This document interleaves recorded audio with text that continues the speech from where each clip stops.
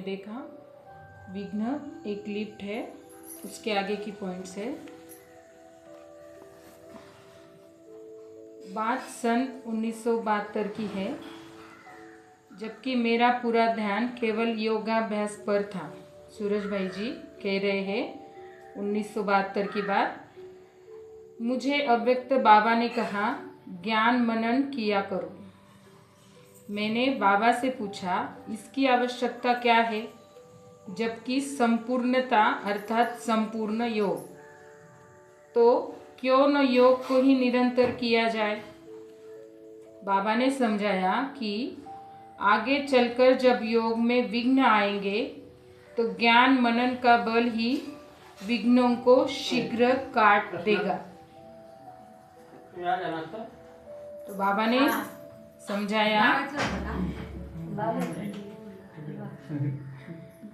बाबा ने समझाया कि आगे चलकर जब विघ्न आएंगे तो उस समय हमें ज्ञान का बल ही काम आएगा, तो विघ्नों को शीघ्र वो काट देगा। जैसे हम योग में बैठते हैं तो अनेक अनेक बातें हमारे बुद्धि में आ जाती है। जब हम ज्ञान सुन रहे हैं, बाबा की मुरली सुन रहे हैं, तो ध्यान इतना बाहर नहीं भटकता जितना योग करते समय भटकता है। तो इसलिए बाबा कह रहे कि अगर योग में विघ्न आते हैं, इसलिए उसके लिए क्या जरूरी है, ज्ञान का बल। उसी समय हम योग में अगर विघ्न आ रहे तो ज्ञान अगर सुना है, बाबा ने युक्तियाँ अनेक बताई है, तो उसी समय हम मन के विचारों को कंट्रोल करेंगे, उन बातों को फुल स्टॉप करेंगे, तो फिर वो विघ्नों को काट देगा, मतलब विकर्म विनाश हो जाएंगे उससे। तो उस दिन से मेरा ध्यान ज्ञान मनन जैसे आनंददायक विषय की ओर भी आकर्षित हुआ और मैंने पाया कि हमें इतना महान सत्य, दिव्य और सर्वोच्च ज्ञान का भंडार मिला है, वह मनन न करने से हम विघ्नों के वश हो जाते हैं। तो जब बाबा ने समझाया कि अगर योग के साथ साथ ज्ञान का भी बल आवश्यक है, जब विघ्न आएंगे तो उसी के सहारे से हम विघ्नों को काट सकते हैं, तो उस दिन से सूरज भाई जी कह रहे कि फिर उस महान जो बाबा का ज्ञान है उसके तरफ हमारा आकर्षित हुआ उनका मन, और वो दिव्य और सर्वोच्च ज्ञान का भंडारा मिला है। हमें भी अब रोज की मुरली द्वारा जब हम ज्ञान सुन रहे हैं तो ज्ञान रत्नों की थालियां बाबा भर भर के दे रहा है और युक्तियां भी सिखा रहा है, कैसे हमें विघ्नों पर विजय प्राप्त करना है। रोज की मुरली से कुछ न कुछ बातें हमारे सामने आ जाती है कि अगर कोई भी परिस्थिति आ जाती है, कोई भी हमारे सामने कोई व्यक्ति विशेष का भी कुछ बातें सामने आ जाती है, पुराने संस्कारों की बातें भी हमारे सामने आ जाती है, तो हम उस पर विजय कैसे प्राप्त करते हैं, बाबा की याद से, बाबा से कनेक्शन रख के। तो ये ज्ञान हमें कहाँ से मिला, सर्वोच्च ज्ञान जो परमात्मा मुरली द्वारा हमें दे रहे। तो ज्ञान के योग के साथ साथ ज्ञान का भी उतना महत्व है। तो उसी मनन के आधार से ही हम विघ्नों को वश कर सकते हैं, क्योंकि ज्ञान मनन करने से ही बुद्धि दिव्य और शक्तिशाली हो जाती है और विघ्नों को सहज ही पार कर लेती है। अगर बुद्धि दिव्य और शक्तिशाली हो जाती है तो हम विघ्नों पर विजय प्राप्त कर लेते हैं। योग में स्थिर न रहने के कारण योग मार्ग में विघ्न आते हैं, जिससे द्वंद्व हो जाता है। और अगर हम योग में बैठ रहे हैं, अगर हमारी एकरस स्थिति नहीं है, तो योग मार्ग में विघ्न ही आने वाले, उससे द्वंद्व की परिस्थिति निर्माण हो जाएगी, मन में हलचल हो जाएगी, ये क्यों, ऐसा क्यों, इसने ऐसा क्यों बोला, तो ये द्वंद्व हो जाता है। अगर ये एक रस स्थिति इसलिए हमें रखनी है, योग में स्थिर रहना है। परंतु अगर ज्ञान का बल साथ हो तो सहज ही विघ्नों में हम योग युक्त रह सकते हैं। फिर ज्ञान का बल होगा तभी हम योग युक्त बैठकर बाबा से कनेक्शन जोड़ सकते हैं। हम अपने मार्ग में आने वाले विघ्नों का कारण गहराई में न जाने से डोलायमान हो जाते हैं। हमारे मार्गों में अगर विघ्न आ रहे हैं और हम उसकी गहराई में नहीं जा रहे, तो हमारी परिस्थिति इधर के नहीं रहते, न योग करते और न ज्ञान का बल रहता है, इसलिए उसकी गहराई में नहीं जाता है तो स्थिति हमारी डोलायमान हो जाती है। इसलिए विघ्नों को शांति और धैर्यता से सामना करना चाहिए। तो विघ्नों का हमें शांति से, धैर्यता से सामना करना है। क्योंकि अधिकतर विघ्न हमारे कारण ही क्यों आते हैं? जब आपके ऊपर विघ्नों की बौछार हो रही हो तो जरा अपने मन पर थोड़ा सा ध्यान दो। अगर विघ्नों की बौछार हो रही तो अपने मन पर ध्यान दो, अपने मन को कंट्रोलिंग पावर से कंट्रोल करो, मन को इधर उधर भटकने दो न दो, क्योंकि परमात्मा ने हमें मन मना भव का मंत्र दिया है। उस मंत्र के आधार से हम अपने मन पर ध्यान रखकर वो विघ्नों की जो बौछार हो रही उसको कंट्रोल कर सकते हैं। तो पहले तो किसी भी बात को बड़ा मत समझो। तो कैसे ध्यान देना है वो भी आगे कह रहे भाई जी। पहले तो किसी भी बात को बड़ा मत समझो।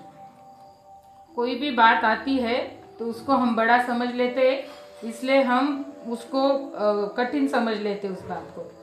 पर क्या होगा, ऐसा भय मन में न आने दो। क्या होगा, कैसे होगा, ये क्यों आया मेरे सामने, ये परिस्थिति क्यों आई, तो इसके कारण भय आ जाता है मन में, तो उसको आने मत दो। कोई भी बात बड़ी समझने से बड़ी और छोटी समझने से छोटी हो जाती है। तो बाबा ने कहा है स्थिति, हमारी जो स्थिति है वो परिस्थिति क्रिएट करती। जैसी हमारी स्थिति है तो उस अनुसार हमारी परिस्थिति रहती है। जैसी स्थिति श्रेष्ठ है तो परिस्थिति पर भी हम विजय प्राप्त कर सकते हैं। स्वयं हल्के होने से परिस्थितियां भी हल्की हो जाती है, इसलिए मन को भारी न होने दो। तो परिस्थितियां आती है सामने, विघ्न आते हैं, तो बाबा कह रहे कि मन को भारी न होने दो, हल्के रहो, लाइट रहो। जो हो रहा वो मेरा कार्मिक अकाउंट है, मेरे साथ हुआ इसलिए वो मेरे सामने है, इसलिए मन को भारी नहीं होने देना है। धैर्य खोकर पहले ही व्यर्थ विचार चलाकर अनुमान लगाकर स्वयं के मन को कमजोर न करो। तो धैर्य नहीं खोना है, शांति से स्थिरता से उस पर सोच विचार नहीं चलने देना है ज़्यादा। तो कमज़ोर समझकर हम उन विचारों में ही गुरफटते जाएंगे, फंसते जाएंगे। तो इसलिए हमें धैर्य रखना है, व्यर्थ विचारों को कंट्रोल करना है। हमारा भय हमारे पथ में विघ्नों को बढ़ाता है। तो हमारे विघ्न, हमारी परिस्थिति क्यों बढ़ती है? क्योंकि हम अपने अंदर भय उत्पन्न कर लेते हैं। तो इसलिए बाबा कह रहे कि भय नहीं बढ़ने चाहिए, अपने मन को भारी नहीं होने देना है, व्यर्थ विचारों को तुरंत फुल स्टॉप करना है। और बाबा समझाता है, रोज उसी बात पर हमें अटेंशन रखना है कि हमें अपने मन में जो विचार आते हैं उसको कैसे कंट्रोल करना है, फुल स्टॉप लगाना है।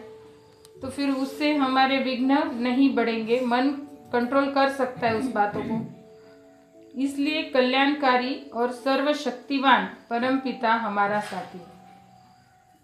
इस स्मृति से निर्भय बनो। अगर कभी हमारे सामने परिस्थिति आ जाती है, विघ्न बढ़ते हैं, तो हमें उस समय यही सोचना है कि मेरा साथी कौन है। स्वयं परमपिता परमात्मा मेरा साथी है, तो मुझे क्या डर। तो मुझे डरने की कोई बात नहीं है, अगर परमात्मा मेरे साथ है तो। इसलिए निर्भय बनना है। निर्भयता ही विघ्नों के विनाश का काम कराएगी। अगर निर्भयता है तो विघ्न हमारे विनाश हो जाएंगे। सदा याद रखो कि तूफानों के झोंके ही हमारी जीवन नौका को किनारा लगाएंगे। जो व्यक्ति त्याग की शक्ति रखता है वह सहज ही विघ्नों को पार कर लेता है। जब किसी भी इच्छा या वस्तु को आप मार्ग में विघ्न महसूस करो तो उसका फौरन त्याग कर दो और सीखते चलो कि स्वयं ही विघ्नों से कैसे बचकर रहा जाए। तो इच्छा क्या होती है? इच्छा हमारे मार्ग में अड़चन पैदा करती है, तो तुरंत उसका त्याग कर देना। इच्छा मात्रम अविद्या बन जाना है, तो स्वयं ही विघ्नों से हम बच सकते हैं। जो हमारी परिस्थिति आ जाती है तो विघ्नों से हमें निकालेगी, अगर इच्छा ही नहीं रखी, इच्छा का ही त्याग कर दिया तो। क्या सचमुच ही विघ्न मार्ग में कल्याणकारी है? क्या वे हमें आगे बढ़ाते हैं? तो जो विघ्न आते हैं वो कल्याणकारी है क्या? क्या वे हमें आगे बढ़ाते हैं? ऐसा क्वेश्चन पूछ रहे भाई जी। तो मैंने देखा जितने विघ्न मार्ग में आए मैंने स्वयं को आगे पाया। अगर विघ्न ही नहीं आएगा तो हम आगे ही नहीं बढ़ेंगे। अगर स्कूल में भी अगर हमें अगले क्लास में बैठना है तो उस परीक्षा को पास करना होता है, फिर हम आगे जाते हैं। वैसे ही यहाँ हमारे लिए ये ज्ञान मार्ग में कोई विघ्न आता है तो उस विघ्न के आधार से ही हमारी स्थिति को हम ऊंचा उठा सकते हैं और स्वयं को आगे ले जा सकते हैं। तो विघ्न आना ही हमारे लिए कल्याणकारी है, वही हमें आगे बढ़ाते हैं इस ज्ञान मार्ग में। इसलिए विघ्न आने पर मन में हीनता न आने दो। विघ्नों का काम है आना और हमारा काम है उस विघ्नों पर जीत पाना। बाबा ने हमें ये डायरेक्शन दे दिए, इसलिए बाबा कह रहे हैं कि विघ्न आने पर मन को दिल शिकस्त मत होने दो और उमंग उत्साह में उसको कैसे कंट्रोल करना है। मन को कंट्रोल करने से वो बातें भी आ जाती है, परमात्मा को याद करने से वो शक्ति भी हमारे अंदर आ जाती है। सदा विघ्नों के आगे सिर उठाकर चलो तो विघ्न तुम्हें सहायक महसूस होंगे। अगर विघ्न आए और हमने उसी से ये क्यों आया, मेरी क्या गलती थी, मेरे सामने ही क्यों आया, मेरे ही साथ ऐसा क्यों होता, ये बातें जब हम सोचेंगे तो उससे उठेंगे नहीं। तो विघ्न आएंगे तो सिर उठाकर चलना है और वो ही हमें आगे बढ़ाने वाला है, इसीलिए वो मेरे सामने आया है। तो खुशी खुशी से उसको आने देना है, उसका आह्वान करना है उल्टा कि आओ, तुम आओ तो मैं आगे बढ़ूँ। जिस पथ पर तुमने पैर रखा है अगर केवल उसमें कांटे ही कांटे हैं तो भी तुम घबराओ नहीं।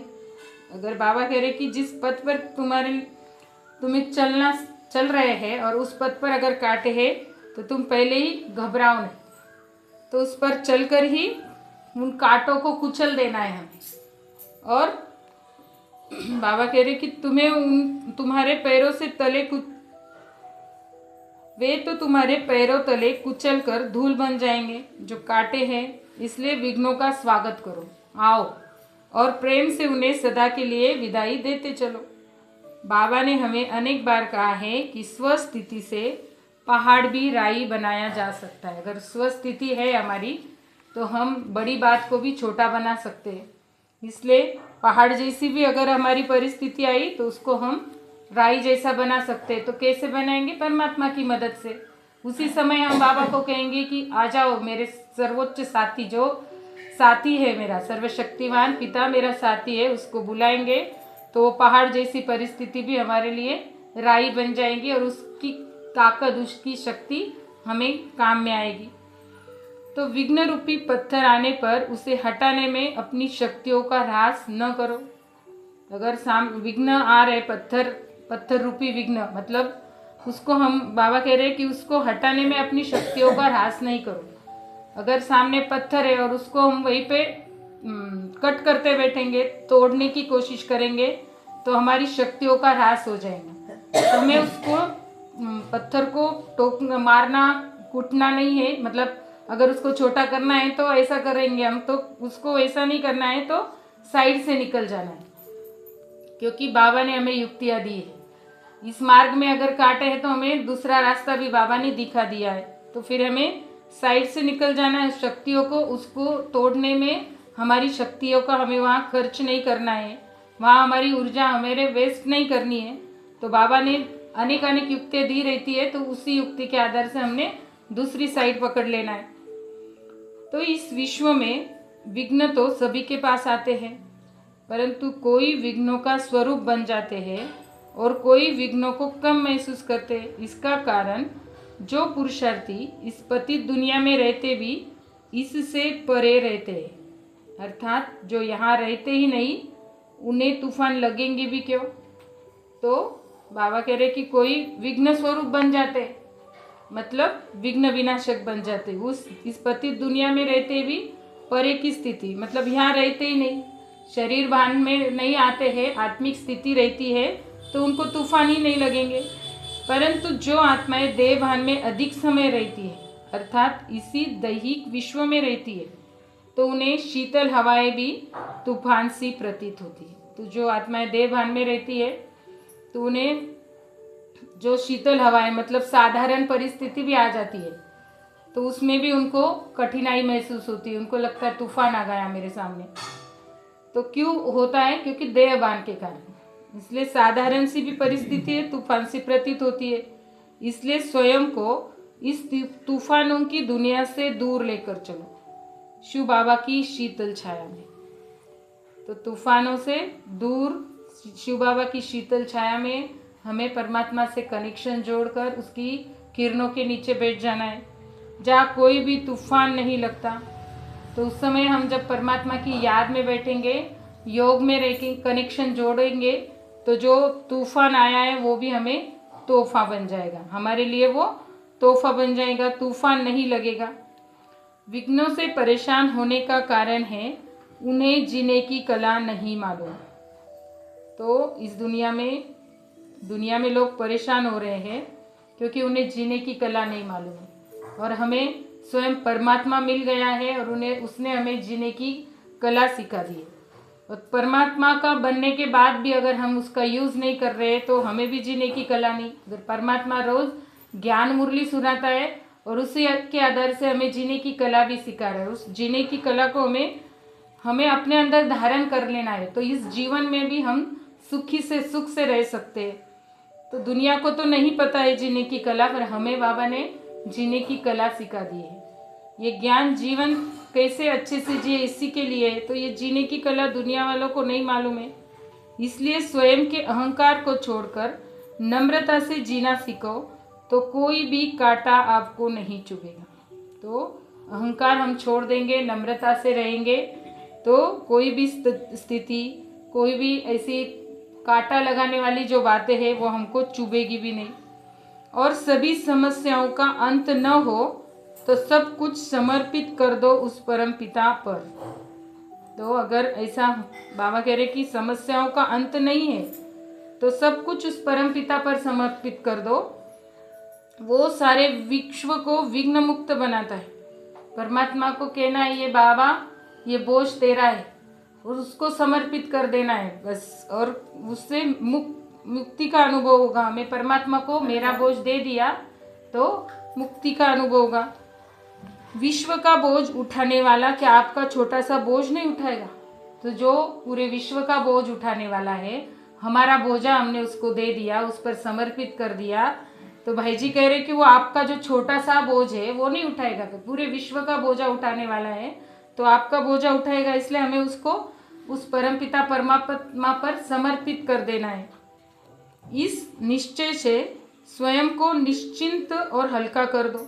तो निश्चय से बाबा के पास दे दिया और निश्चित हो जाओ और अपने मन की स्थिति को हल्का कर दो। ये बोझ मैंने बाबा को दे दिया है, ये बोझ मेरा नहीं है, तो हल्के रहेंगे हम। और तीव्रता से पुरुषार्थ में लग जाओ।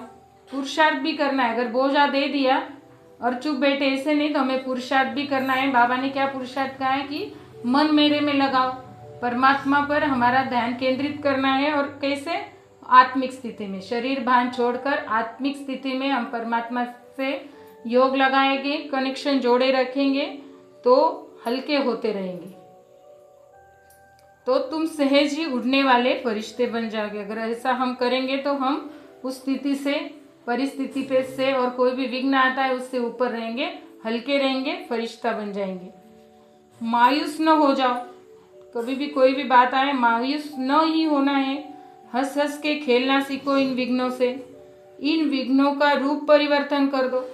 विघ्न आ रहे हैं तो उसको परिवर्तन करना, ये विघ्न नहीं है मेरे लिए, ये खेल है। भाव परिवर्तन कर दो तो ये विघ्न तुम्हें मनोरंजन का अनुभव कराएंगे। तुम ये न भूलो कि लिफ्ट पर बैठकर ही तुम्हें परम धाम की ओर चलना है। तो अगर ये विघ्न नहीं आएंगे तो ये लिफ्ट नहीं मिलेगी हमें, तो ये लिफ्ट पर बैठकर ही हमें परम धाम की ओर चलना है। तुम इस लिफ्ट पर बैठो और बटन दबाओ तो तुम्हारी लिफ्ट उड़ान भरने लगेगी। तो ये विघ्नों की लिफ्ट है, उस पर हमें बैठना है। और कौन सा बटन दबाना है? ज्ञान और योग का। ज्ञान और योग का बटन दबाएंगे तो हमारी लिफ्ट उड़ान भरने लगेगी परम धाम की ओर। परंतु तुम बटन दबाना भूल जाते हो, इसलिए इस लिफ्ट में बैठकर घुटन सी महसूस करते हो। और ये दुनिया में जो लिफ्ट रहती है उसमें भी अगर हमने बटन नहीं दबाया और लाइट चले गई तो घुटन महसूस होती।